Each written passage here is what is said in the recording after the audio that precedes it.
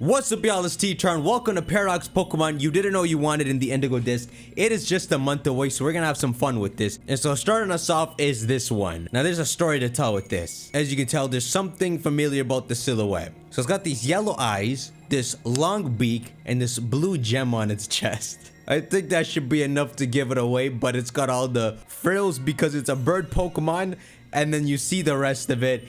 It is an ancient Delibird. He's so scruffy, and I guess he's supposed to be savage. I can't imagine a Delibird not being useless. I mean, look at those stats.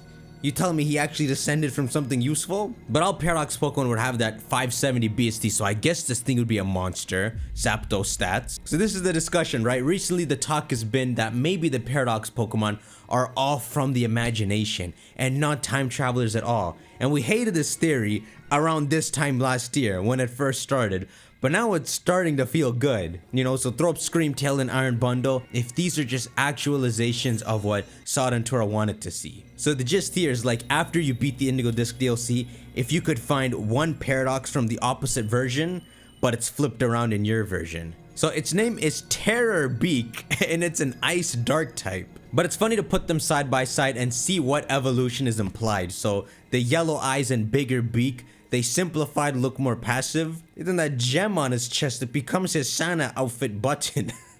And he doesn't have need for talons anymore. He just has duck feet. Wait, where's the freaking Santa sack? Wait, so it didn't even have the sack. It evolved the sack in modern days. What does Delibird even have the sack for? It carries food all day long. There are tales about lost people who were saved by the food it had. It's a savior Pokemon. Wait, so it is Santa, but it gives people food when they're lost in the snowstorm. Alright, so here's the story we're gonna tell, right? These Delibird used to be savage. Then a group of ancient humans, they like domesticated them. And then they grew this coexistence with humans. And they learned to be more kind and help people. And so modern Delibird evolved like this to go and help people. And they got the freaking tail. I mean, listen, Sada and Turo, they are the same person, right? Just in one game, they're born as a girl, the other a boy. But not actually necessarily. They're born in a world where the Scarlet Book already exists or the Violet Book already exists. Because I would say you imagine they'd have similar interests if they're the same freaking person. But it's not mostly up to them. They actualize the Pokemon they read in the books. So I guess that's why she wouldn't have made a past Delibird. You never know. And so to counterpart this in Pokemon Violet, you run into this dude in the post-game hanging out. Which is very obvious. You got the digital eyes, the swirling hair, the colorful cheeks. It is a future Jigglypuff. But this is cool. It's actually called Iron Screech, as like a play on Scream Tail. If you saw the way Scream Tail is described in a culture, they say it's got the tail because of what's on its forehead, but it also screams at people like this terrifying screech. And so we got Iron Screech in the future, just to play on that. And it's listed as an electric fairy type. I guess there's another play going on here. Because Jigglypuffs sing. So they always had this affinity for doing something with their voice. Just back then they yelled at people. And then in the future they'll yell again. I think I especially like Jigglypuff because they gave the paradox to the pre-evolution rather than making it Wigglytuff. Which pretty much shows that back in the day, this was the alpha of its species.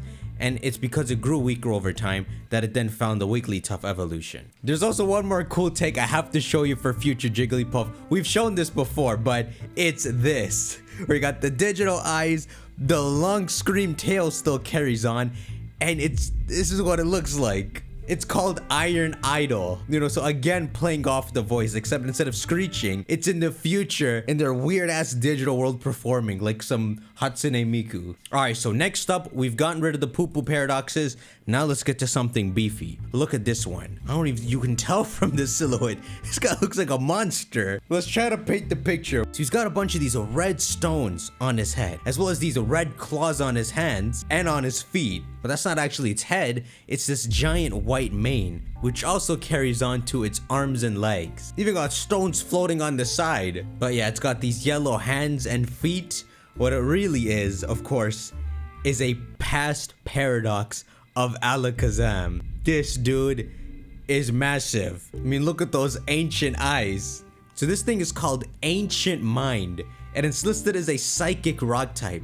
I guess if you were to give it a more heat name, it would literally be like float rock. And of course, as the ancient paradoxes do, it's got a bit of dinosaur in him, because look at that tail. It's even got spikes on him. And what's crazy about it is it looks so possible that this was some savage past ALAKAZAM used to have. It's also got hints of Mega ALAKAZAM in it, but it's hard to actually tell. It's pretty much like back in the day, ALAKAZAM used more brute strength, and then it ascended to being this flimsy-limbed psychic Pokemon, only using special attacks. It says it bears a resemblance to a creature described in a strange journal. The stones it keeps in its beard serve as its weapons, and its strategies are unmatched. Dude's got 6 shivs in his beard. Man, this dude is savage. So they have some concept art shown of this guy. So if you ever were to catch one of these and shave its beard off, this is what it would look like. It's just a straight up ALAKAZAM with just a dragon tail. And then we got Geokinesis, so he would just use his kinesis to make a bunch of rocks shoot out of the ground. And then physical strength, he's caught a human. He's crushing a... I never thought we would see a physically abusive ALAKAZAM. What's next? A Machamp that's smart? It's not what's next. This ALAKAZAM would be one of the super paradoxes, pretty much like Roaring Moon and Iron Valiant. It would be that 590. And so to counter this in Pokemon Violet, let me show you the ruthless equivalent that you'd run into. It's this. There's not much to show you here. So we got the fan on the left, good progress. We got these fangs. It's a giant orb, and then it's got these big eyes. It is a future Ghastly, but just take a second. Now, I'm just finding fan art from all over the place, so these aren't actually meant to be counterparts, but imagine the craziness if in the past you had this savage ALAKAZAM 590 BST, and its equivalent with the same level of strength is just a future Ghastly. Like a tiny powerhouse. It's so stupid, but that's why it's amazing. So it doesn't have a name, so we'll make up our Pokedex entry for it. Let's say it surely lost its ghost typing, so let's say it's Poison Dark. All right, what if we said, and hear me on this, it was Poison Ice? Because, come on, the future Pokemon, they don't really match their typings. Maybe this is partially why they're imagination Pokemon. But I say that because Gengar's Pokedex entry always says if you're ever chilly in your room one night, that means Gengar is in your room. The temperature always goes down if you're being haunted by a Gengar. So maybe the future people take that to the next level and just made Ghastly this powerhouse that's a poison ice type. Alright, now to ask you the question, a bit different this time.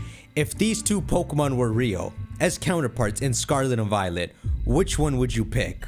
Alright, so the theme of this video has been kind of the first 2 generations, and so that carries on to this one with this silhouette here. So it's got this giant glowing horn at the front, which is succeeded by it having these big scales on its back as well, going down to its tail. Then, like the Donphan, it's got this fur coat going all over the top of its head and these ancient eyes. It is a past paradox of Rhydon. Goodness, this is crazy. So this is the same situation with the Jigglypuff, where it was the alpha of its species, then it got weaker and found Rhyperior. If you were to put this up and Rhyperior up, which one would you say fits better? How would you have felt if this was actually the Rhydon evolution in Gen 4, where it loses its ground type and becomes an electric type because it's honed its whole lightning rod scenario? It's a similar case here, so it's called Storm Spikes and listed as a ground electric type. This Pokemon is possibly related to Rhydon, but it's bigger and ferocious. It is described in the Scarlet book as a monster that devours lightning bolts with its horn and stores the electricity in the spikes on its back. Man, you see it spinning around like this? This is a savage design. Thinking of it as an evolution kind of reminds me of like Berserker, how you go back to Meowth and you find a different path for it. Anyhow, make sure y'all shank that like button. Let me know a paradox idea y'all have either in the Indigo Disc or if this gimmick continues on to the Unova remix, whatever comes next. But either way, I'll see you on the next video. Take care.